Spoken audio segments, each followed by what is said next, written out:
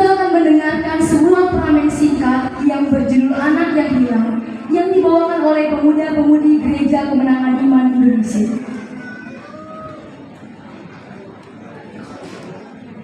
Ada sebuah keluarga yang kaya raya dan memiliki banyak pekerja dan pelayan di rumahnya. Seseorang tersebut memiliki 2 putra. Orang itu berjanji untuk memberikan uangnya kepada mereka ketika dia meninggal. Tetapi putra yang bungsu tidak sabar menunggu. Dia meminta seluruh hartanya kepada ayahnya dan ayahnya pun memberikan. Duduk. Bapak, aku pergi dulu melihat para pekerja kita. Baiklah nak, hati-hati. Ketika si bungsu melihat kakaknya pergi kerja, maka si bungsu pun menyampaikan hasratnya, yaitu untuk meminta harta yang kejadaluarsa. Bapak, ada yang mau begitu? Apa yang perlu? Ada apa nak? Ulang. Begini Bapak, aku minta hak warisan untuk Bapak. Bapak akan meminta hak warisan sekarang nak? Tidak Bapak, aku sudah mau pergi merantau Bapak. Tidak nak, tinggallah sama ayah di sini. Lihat, kita mempunyai banyak harta kekayaan. Untuk siapa itu nanti? Tidak Bapak, aku sudah bosan. Aku sudah muak tinggal di sini. Aku mau pergi merantau Bapak. Baiklah kalau memang itu. Baiklah kalau memang kau harus pergi. Dengan berat hati, orang tuanya pun menyetujui dan memberikan apa yang diminta oleh anaknya. Mereka pun berpamitan dan anaknya meninggalkan kampung halamannya. Setelah si bungsu mendapat harta, uang yang banyak, si bungsu pun pergi meninggalkan orang tuanya, meninggalkan saudaranya, dan meninggalkan kampung halamannya ke suatu kota yang diimpikannya. Setelah sampai di sana, dia bertemu banyak sahabat. Tetapi sahabatnya bukanlah sahabat yang baik, melainkan sahabat yang hanya mengkuras, memanfaatkan semua harta yang dibawanya. Maka si bungsu pun dibawa ke tempat-tempat judi, diskotik, tempat-tempat pelacuran, dan tempat-tempat lainnya. Dan mereka pun mulai berjudi.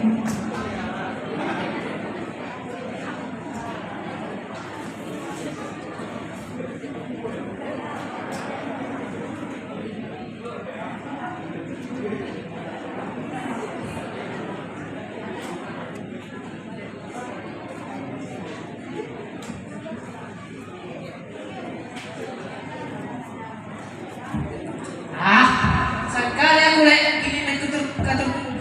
Gimana kalau kita minum lek? Betul itu bang, minum-minum aja kita. Ya sudah, kan sebuah biar aku membuat.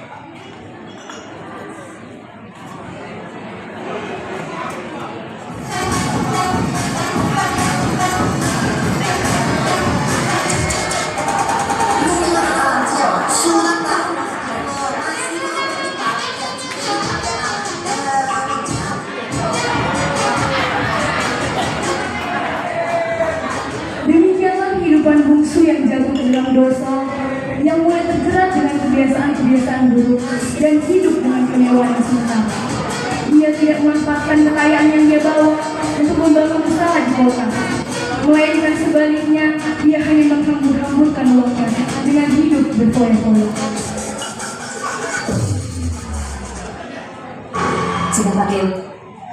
Sampai suatu saat, si bungsu pun kehabisan uang dan tidak ada lagi sepeser pun di kantongnya, dan teman-temannya pun pergi meninggalkannya. Si bungsu mulai menderita. Dia kelaparan, kedinginan, karena tidak ada lagi uang untuk membayar tempat penginapan, dan hidupnya pun mulai gagal. Sampai suatu saat si bungsu menemui sahabat-sahabatnya untuk meminta bantuan dari mereka. Tetapi sahabatnya tidak satu pun yang menolong.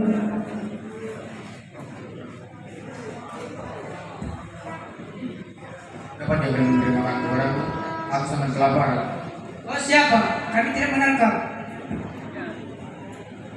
Pergilah dari kami, kau sudah tidak punya uang, kau tidak pantas berteman dengan kami. Tolonglah, agar silaturahmi kita tidak terlalu putus. Jam malah 100. Sorry ya, kita nggak kenal. Setelah si bungsu ditolak oleh teman-temannya, si bungsu pun memutuskan untuk mencari bantuan dari mamanya. Dan ada orang yang memberikan dia bantuan dengan memberi makan kepada dia.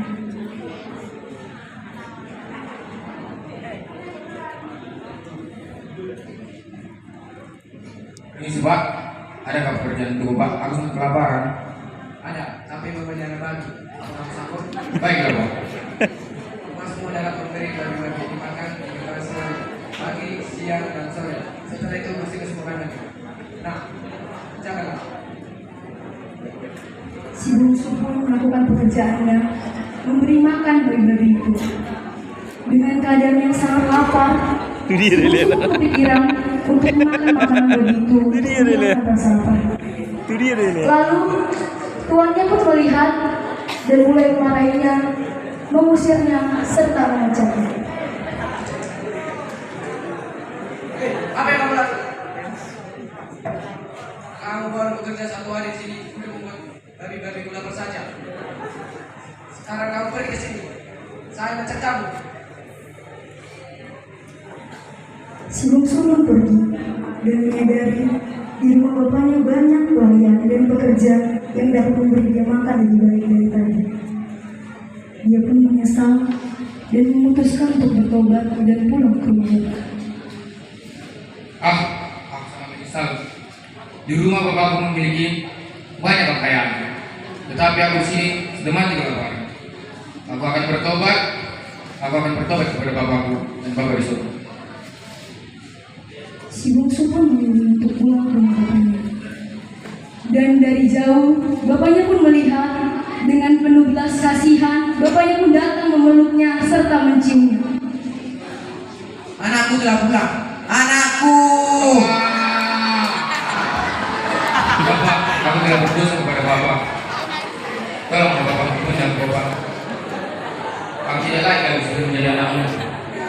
Angkatlah menjadi pelayanmu bapak. Apa yang kau katakan, nak? Ayah sangat senang. Anakku yang bilang telah kembali pulang.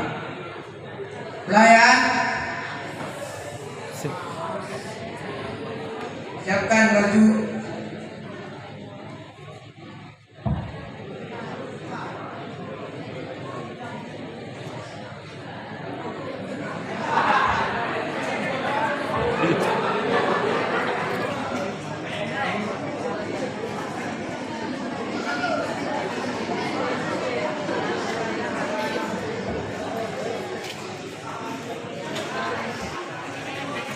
Aku ingin merayakannya.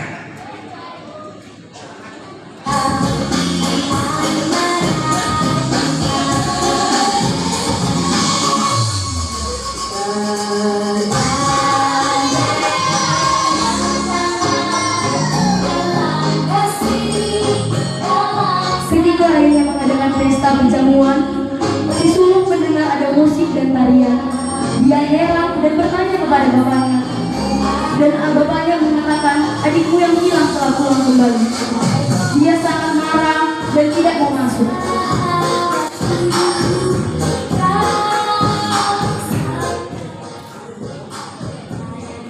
Ada apa dengan semua ini, Bapak? Aku telah bertahun-tahun bekerja bersama Bapak, tetapi Bapak tidak pernah berfungsi kepadaku. Apa yang kau katakan, nak? Engkau selalu tinggal bersama aku. Apa yang menjadi milikmu hari ini, itu juga akan menjadi milikmu nanti. Marilah kita berpesta bersama.